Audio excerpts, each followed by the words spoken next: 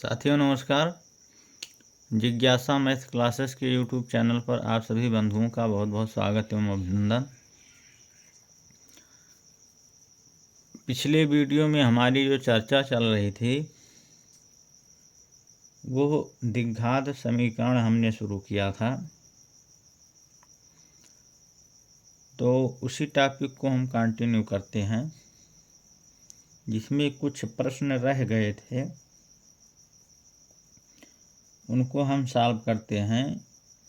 जैसे कुछ प्रश्न इस प्रकार थे कि द्विघात समीकरणों के रूप में निरूपित कीजिए।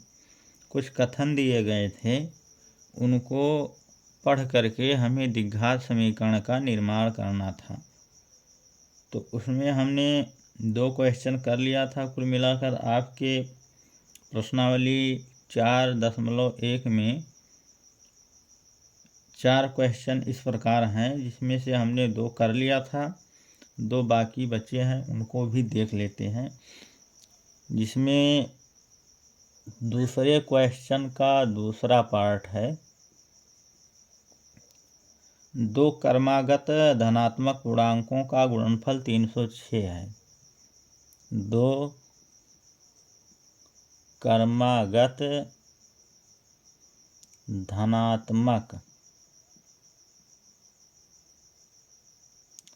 पूर्णांकों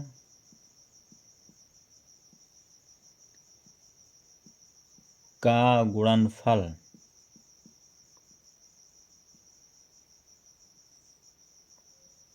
306 है। 2 क्रमागत धनात्मक पूर्णांकों का गुणनफल 306 है। हमें पूर्णांकों को ज्ञात करना है। हमें पूर्णांकों को ज्ञात करना है।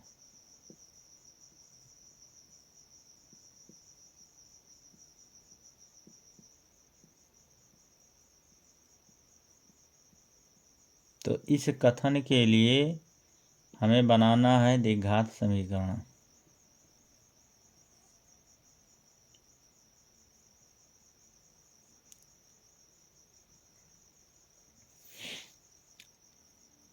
तो क्रमागत धनात्मक पूर्णांक की बात कर रहा है। तो क्रमागत का मतलब कि क्रम से। जैसे मान लेते हैं कि एक पूर्णांक अगर 5 है तो उसका अगला क्रमागत धनात्मक पूर्णांक जो है वो 6 होगा। इसी प्रकार हम अगर एक पूर्णांक को हम x मान लें तो उसका अगला धनात्मक पूर्णांक जो है 1 जुड़कर होगा, यानी x में 1 जुड़कर होगा, x+1 होगा। तो इसी बात को लिख लेते हैं कि माना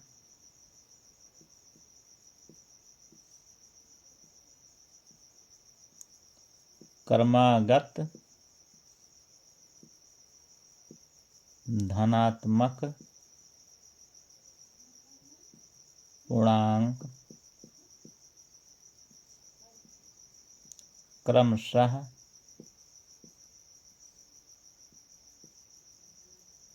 x तथा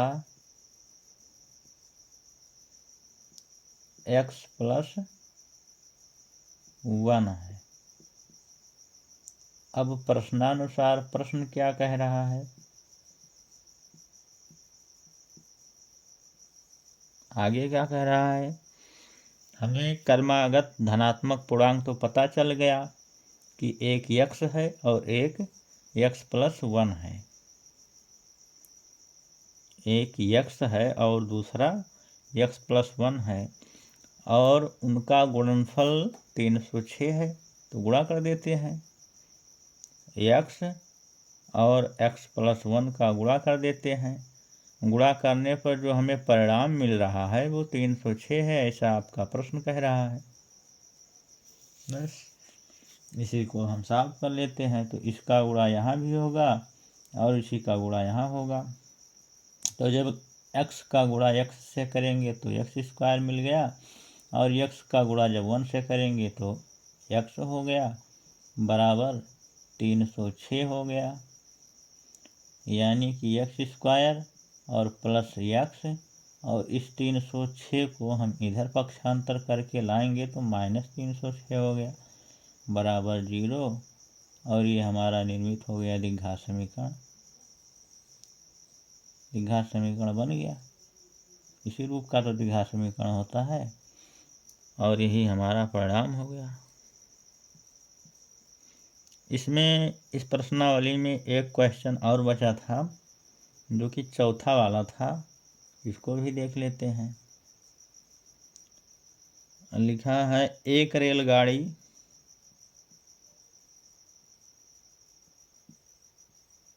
एक रेलगाड़ी 480 किलोमीटर की दूरी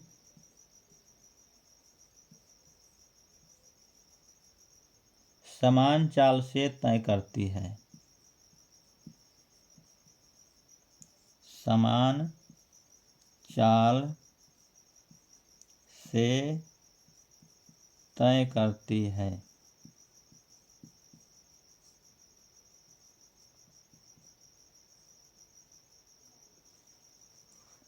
यदि इसकी चाल 8 किलोमीटर प्रति घंटा कम होती, यदि इसकी चाल 8 किलोमीटर प्रति घंटा कम होती तो वह इसी दूरी को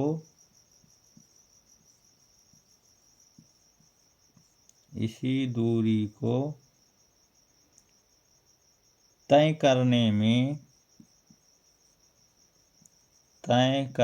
में 3 घंटे अधिक लेती। 3 घंटे अधिक लेती। हमें रेलगाड़ी की चाल ज्ञात करनी है। हमें रेलगाड़ी की चाल ज्ञात करनी है।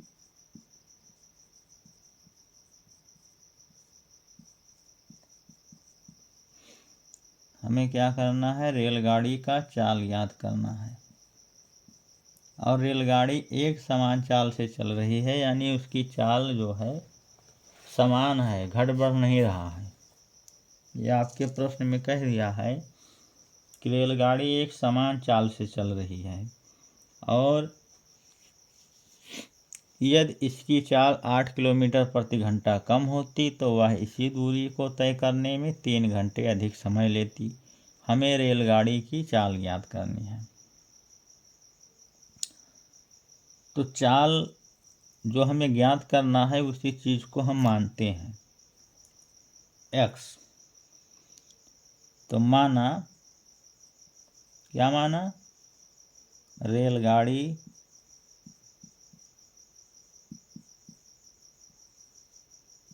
की चाल x किलोमीटर प्रति घंटा है। हमने ये मान लिया कि रेलगाड़ी की चाल x किलोमीटर प्रति घंटा है। और एक कॉन्सेप्ट होता है जो कि आप कक्षा 5 से पढ़ते आए होंगे, फार्मूला चाल बराबर दूरी बटा समय। अगर समय निकालना है तो समय यहाँ चला जाएगा, चाल यहाँ चला आएगा, तो समय बराबर हो जाएगा दूरी बटे चाल। ये है कॉन्सेप्ट। तो कह रहा है रेलगाड़ी 480 किलोमीटर की दूरी समान चाल से तय करती है। तो 480 किलोमीटर की दूरी जब तय करती है तो उसको समय कितना लगता है,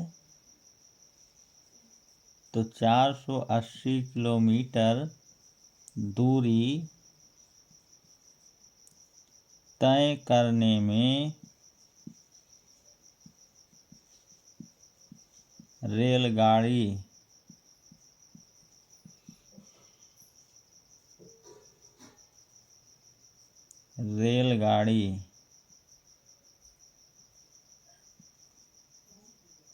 द्वारा लगा समय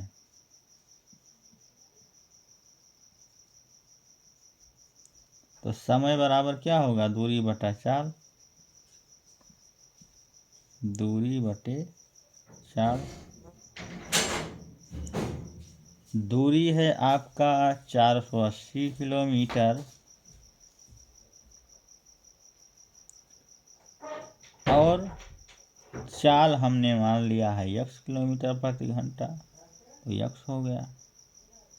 यहाँ किलोमीटर और यहाँ किलोमीटर प्रति घंटा, यानी 480 किलोमीटर और ये घंटा ऊपर चला जाएगा, यानी 480 बटे x घंटे हमें लगते हैं। 480 किलोमीटर दूरी तय करने में जो हमें समय लगा है वो 480 बटे x घंटे लगा है समय, और इस समय को हम t मान लेते हैं कि t समय लगा है, जो कि 480 बटे x घंटे है। अब कह रहा है कि यदि रेलगाड़ी की चाल, यदि इसकी चाल 8 किलोमीटर प्रति घंटे कम होती,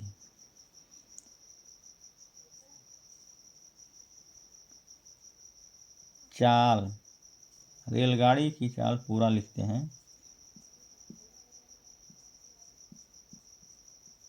रेलगाड़ी की चाल 8 किलोमीटर प्रति घंटे कम होने पर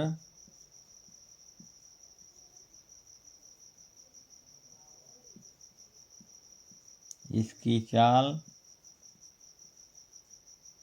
क्या हो जाएगा, पहले था x किलोमीटर प्रति घंटा और 8 किलोमीटर प्रति घंटा कम हो गया, तो x माइनस 8 किलोमीटर प्रति घंटा हो जाएगा।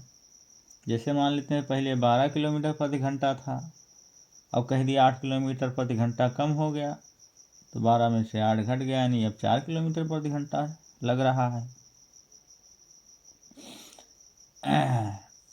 जैसे पहले 12 किलोमीटर की रफ्तार से चल रही थी, अब कह दिया गया कि 8 किलोमीटर प्रति घंटा रफ्तार कम हो गया, तो अब किस रफ्तार से चल रही है ट्रेन, 4 किलोमीटर प्रति घंटा की रफ्तार से चल रही। तो उसी प्रकार पहले x किलोमीटर प्रति घंटा की रफ्तार से चल रहा था, और 8 किलोमीटर जब कम हो गया तो x माइनस 8 किलोमीटर प्रति घंटा की रफ्तार से अब चल रहा है। तो अब समय निकालना है,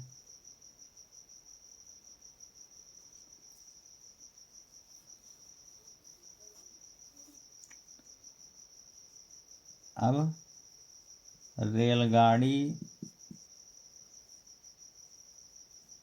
की चाल कम होने पर, कितना कम होने पर, यहाँ लिख देते हैं 8 किलोमीटर प्रति घंटा कम होने पर दूरी तय, कितना दूरी है 480 किलोमीटर, वो भी लिख देते हैं। 480 किलोमीटर दूरी तय करने में लगा समय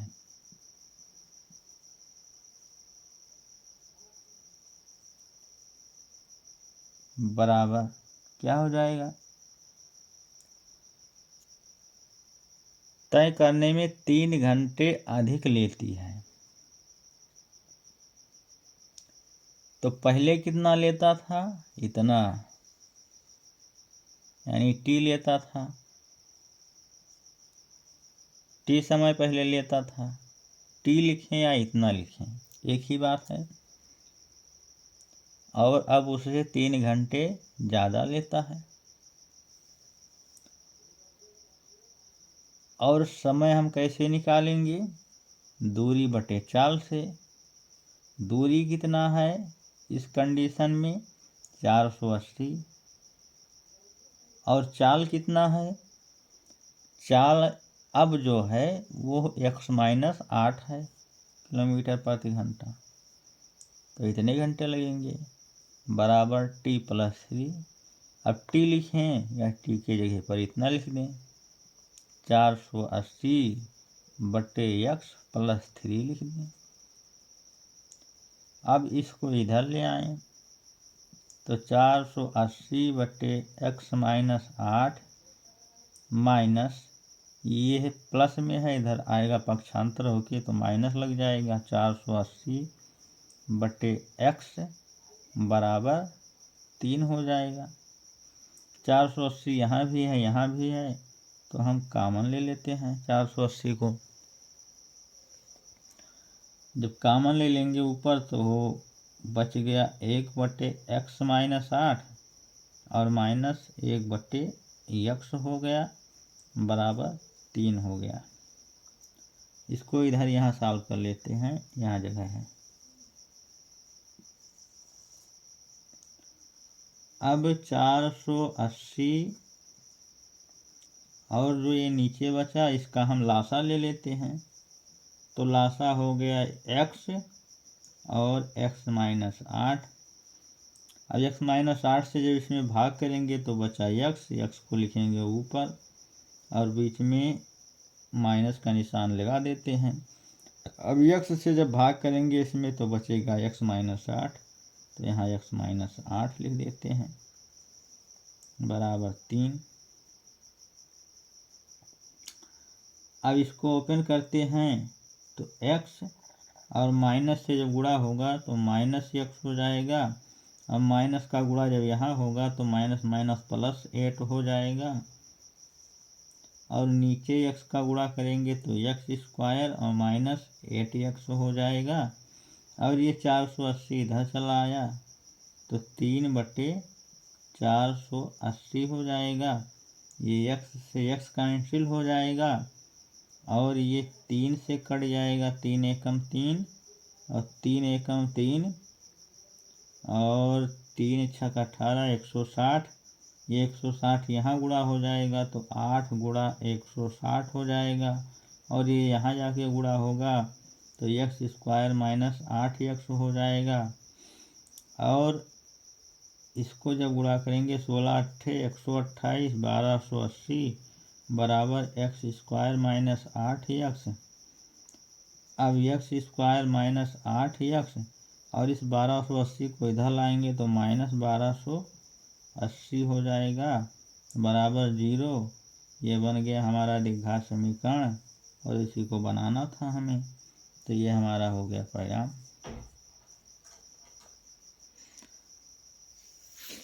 तो इसमें से ये आपकी प्रश्नावली 4.1 में जो द्विघात समीकरण बनाना था वो तो हो गया समाप्त। और क्या द्विघात समीकरण है या नहीं है, इसमें भी हमने 2-3 क्वेश्चन करवाए थे। जो पहला क्वेश्चन है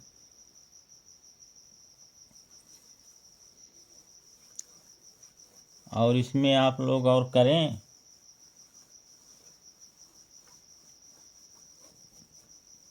कि चेक करें क्या द्विघात समीकरण है या नहीं है। और जो ना समझ में आए उसको कमेंट बॉक्स में लिख दें तो हम उसको भी बता देंगे। अब चलिए इसमें 1-2 एग्जाम्पल हैं, उनको देख लेते हैं, क्योंकि ये समीकरण बनाना जो है ज़्यादा इम्पॉर्टेंट है। जो प्रश्नावली है उसको प्रैक्टिस ज़रूर करें, लेकिन जो परीक्षा में प्रश्न जो है वो आपके एग्जाम्पल से भी पूछ लिए जाते हैं। तो एग्जाम्पल भी आप लोग सॉल्व ज़रूर करेंगे।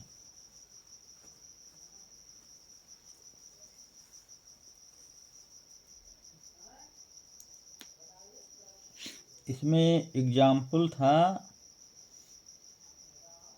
जिसको द्विघात समीकरण बनाना था।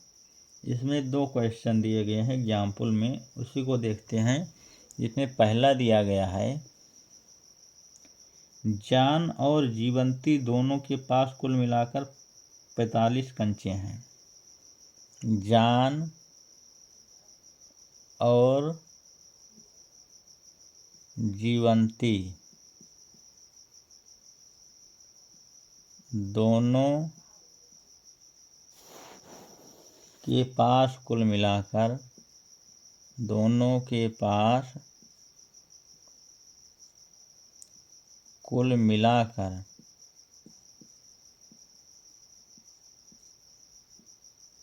45 कंचे हैं। दोनों को मिलाकर 45 कंचे हैं। दोनों 5-5 कंचे खो देते हैं। दोनों 5-5 कंचे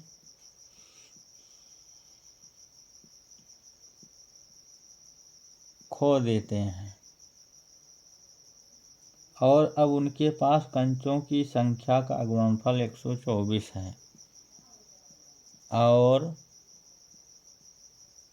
अब उनके पास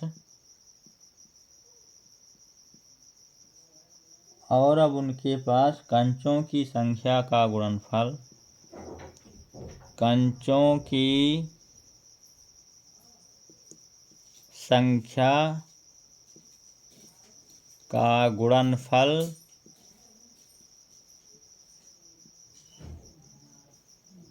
कंचों की संख्या का गुणनफल 124 है। हम जानना चाहेंगे, हम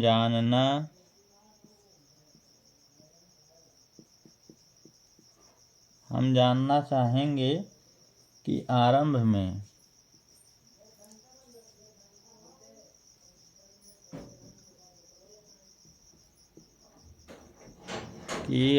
में उनके पास कितने कितने कंचे थे। उनके पास कितने कितने कंचे थे।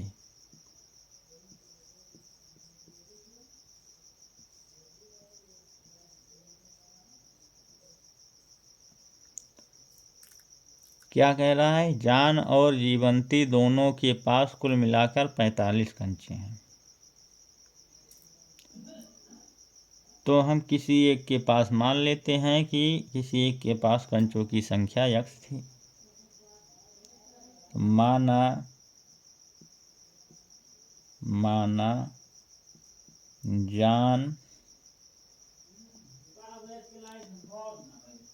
जान के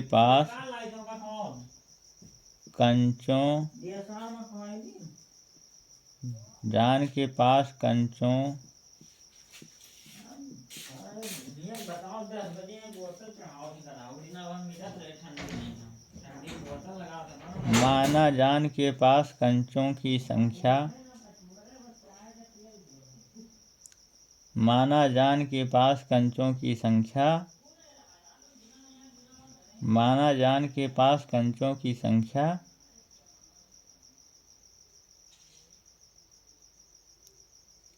x है। माना जान के पास कंचों की संख्या x है। तो दोनों को मिलाकर कुल 45 कंचे हैं। तब जीवंती के पास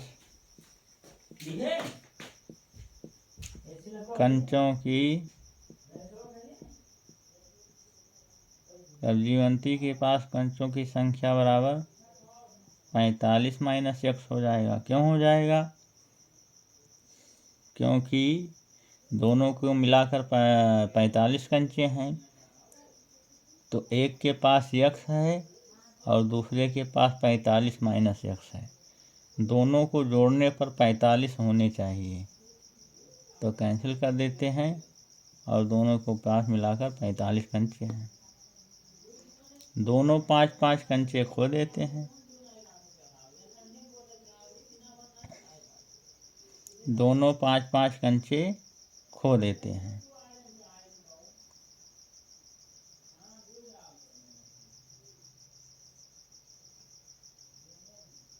दोनों 5-5 कंचे खो देते हैं, तो 5 कंचे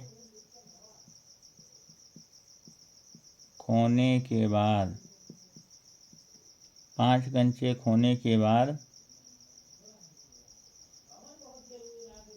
5 कंचे खोने के बाद जान के पास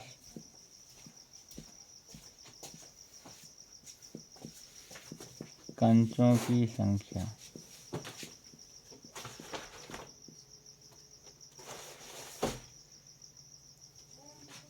कितना होगा? x minus 5। पहले x था और जब 5 खो दिया तो x माइनस 5 होगा। और 5 कंचे खोने के बाद 5 कंचे खोने के बाद जीवंती के पास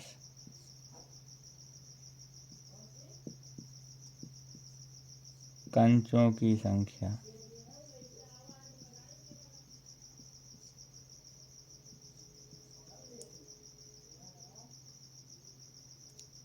कितना हो जाएगा? पहले था 45 माइनस x और 5 खो गया, यानी 5 घट जाएगा, तो बचेगा 45 में 5 निकल गया तो 40 माइनस x कंचे अब बचेंगे। 5-5 कंचे खो देते हैं और अब उनके पास कंचों की संख्या का गुणनफल 124 है। तो अब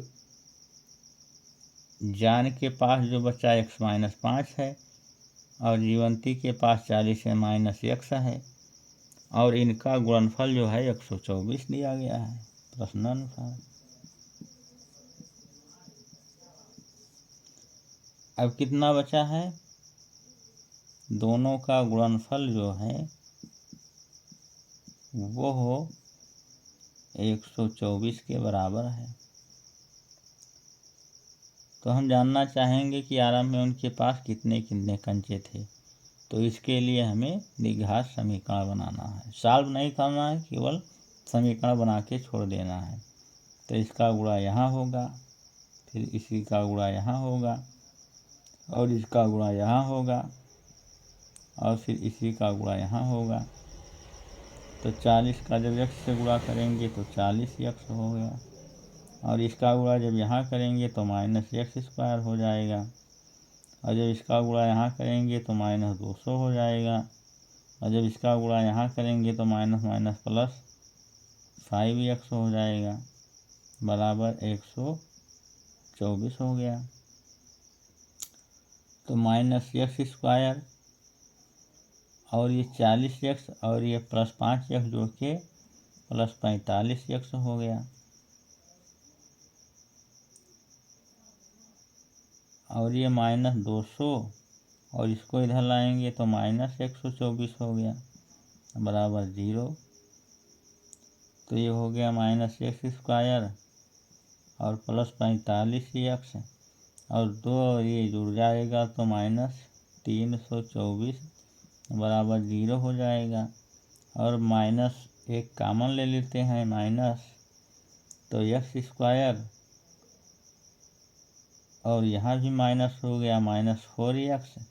माइनस का गुणा होगा तो ये प्लस हो जाएगा, 324 माइनस कामन ले रहे हैं बराबर 0। और -1 जब यहाँ आ जाएगा तो भाग में, तो ये भी 0 बन जाएगा। यानी हमारा समीकरण जो बन गया x² - 4x + 324 = 0। ये हमारा द्विघात समीकरण बन गया और यही हमें बनाना था, हमें निकालना नहीं है। निकालना है कि किसके किसके पास कितने कंचे हैं, तो फिर इसको सॉल्व करेंगे। तो इसको सॉल्व करना आगे है, जो सवाल कह रहा है समीकरण बनाना वो यही था। अब इसमें इस उदाहरण में एक क्वेश्चन और बचा है, उसको भी देख लेते हैं।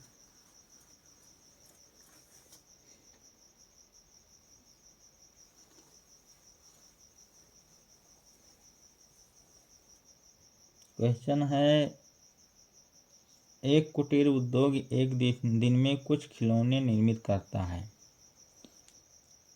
ये पहला का सेकंड पार्ट है, एग्जाम्पल है। एक कुटीर उद्योग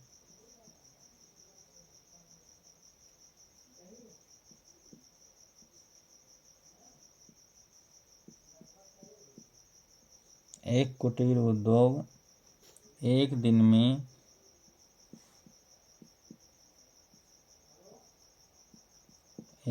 में कुछ खिलौने निर्मित करता है।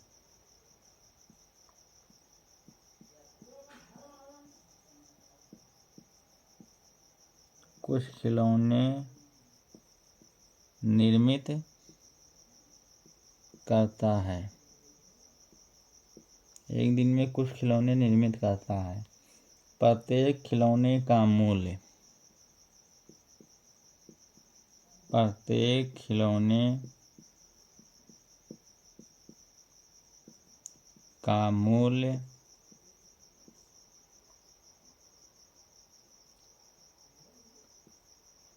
₹55 में से एक दिन में निर्माण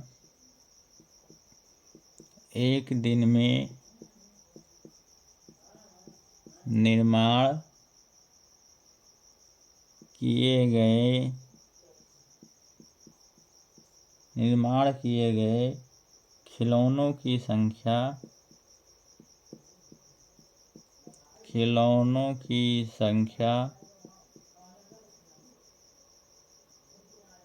को घटाने से प्राप्त संख्या के बराबर है। घटाने से प्राप्त संख्या के बराबर है। किसी एक दिन कुल निर्माण लागत ₹750 थी। हम उस दिन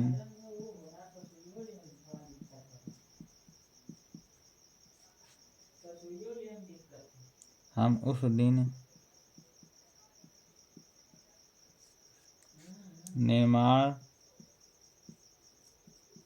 किए गए खिलौनों की संख्या ज्ञात करना चाहेंगे। खिलौनों की संख्या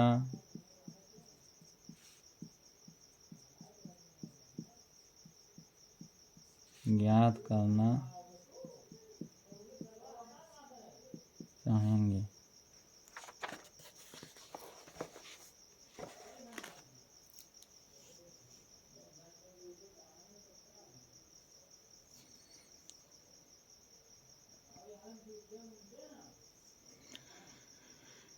एक दिन में कुछ खिलौने निर्मित करता है। प्रत्येक खिलौने का मूल्य 55 रुपये में से एक दिन में निर्माण किए गए खिलौनों की संख्या को घटाने से प्राप्त संख्या के बराबर है। किसी एक दिन कुल निर्माण लागत 750 थी। हम उस दिन निर्माण किए गए खिलौनों की संख्या ज्ञात करनी है।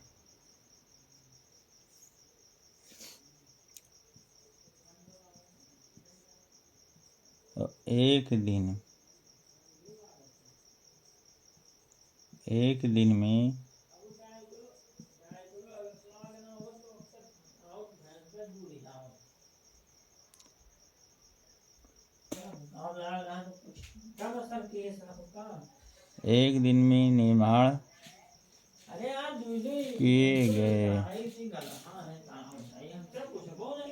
में निर्माण किए गए खिलौनों की संख्या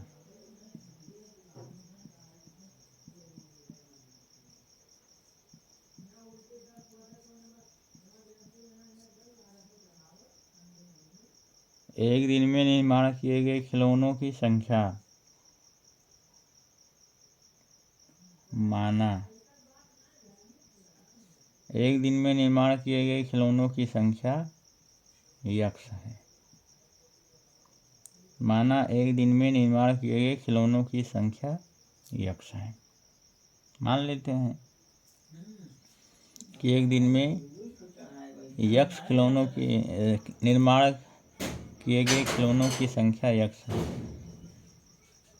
कि एक दिन में यक्ष खिलौने ये उद्योग बनाता है।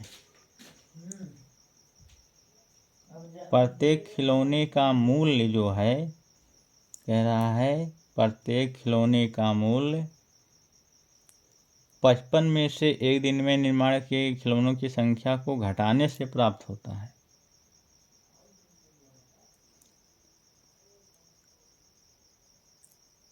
तो एक खिलौने का मूल्य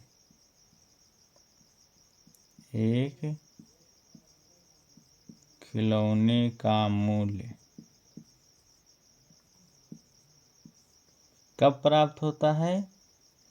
55 में से घटा दिया जाए। 55 में से एक दिन में निर्माण किए गए खिलौनों की संख्या को घटा दिया जाए। तो एक दिन में हम कितना निर्माण कर रहे हैं? यक्ष खिलौना।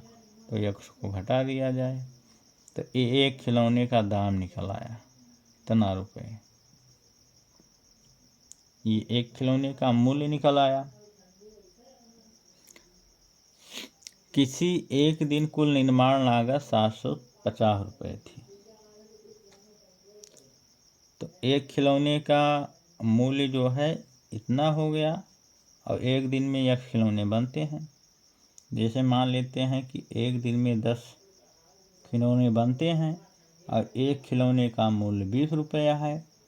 तो हम 20 से गुणा कर देंगे जो है तो 200 रुपया बन जाएगा। एक दिन में निर्माण किए गए खिलौने का मूल्य, ये एक खिलौने का मूल्य है और एक दिन में निर्माण किए गए खिलौने की संख्या है। तो ये संख्या मान लीजिए है और ये एक खिलौने का मूल्य है। तो इन दोनों का गुणा कर देंगे तो एक जो है ये हमें पता चल जाएगा कि कितना रुपया लग रहा है एक दिन में बनने वाले खिलौने का। तो एक दिन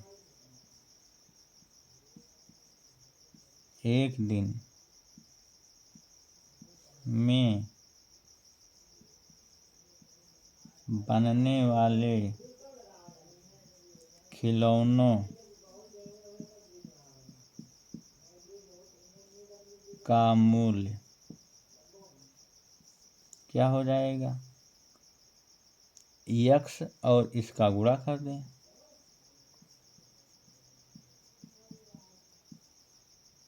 यक्ष और इसका गुणा कर दें तो एक दिन के निर्माण लागत का मूल्य पता चल जाएगा।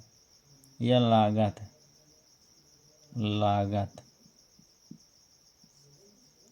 शब्द लिखा है तो लागत लिख दें। ये 750 रुपये के बराबर है।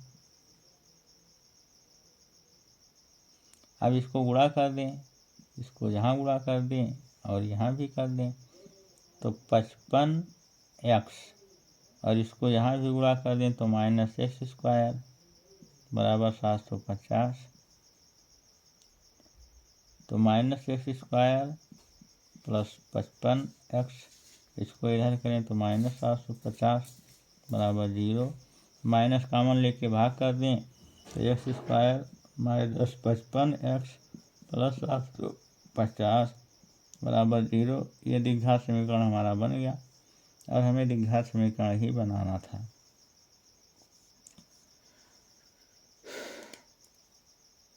तो ये तो थे कुछ क्वेश्चन जिनको कि कथन पर हमें द्विघात समीकरण बनाना था। तो प्रश्नावली 4.1 के थे और कुछ उदाहरण भी थे। अब इसके आगे हम द्विघात समीकरण में चर्चा करेंगे। आगे द्विघात समीकरण के मूलों को निकालना यानी द्विघात समीकरण का हल। तब तक के लिए बहुत बहुत धन्यवाद। नमस्कार।